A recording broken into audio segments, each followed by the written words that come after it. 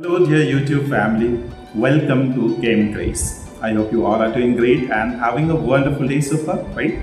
So before we start with today's, let me tell you that we are going to create a new playlist. We are going to add a new playlist, new segment in our channel that will contain Y section, right? So Y playlist, right? So here we are going to discuss all the portions that starts with Y, right? What is the reason why this happens and why this doesn't happen, right? So we are going to cover all these such questions in this playlist. Okay? So this is going to be very important, right? Why?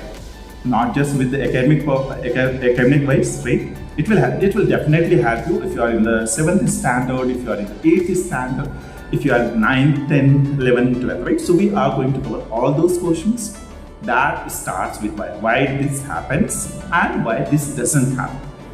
Okay? And this will also help you a lot if you are preparing for the government exam. Right? So let's get started. So in today's a small video that we are going to make, right, we are going to discuss why a liquid boils at a temperature lower than its boiling point at a higher altitudes, right? Or also you can frame this question, why a liquid boils at a faster rate at a higher altitude, right? So we will be discussing this in today's small video. Before we start, let us understand the difference between the boiling and the evaporation. Both are the same phenomena. There is a little bit difference between them. So when we deal with the evaporation, it deals with the change of a liquid into gas at atmospheric temperature, at atmospheric pressure below its boiling. But when we deal with the boilings, right here, the liquid will change from a liquid state to a gaseous state at a temperature which is more than its boiling point. Yeah, so this is a minor difference that we need to keep in our mind. Now, when we talk about the effect of pressure, right? So what is the actual effect of the pressure, right? In the boiling, in case of the pre, we know when we are applying the pressure, we have defined both the evaporation and the boiling in terms of the atmospheric pressure, right? We always define them in terms of the atmospheric pressure.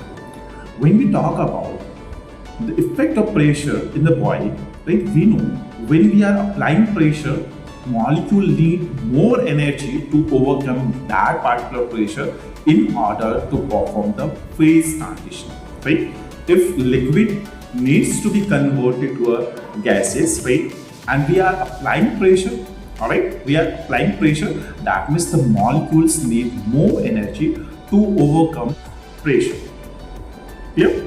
Now we know the pressure at a sea level is totally different from that of a higher altitude.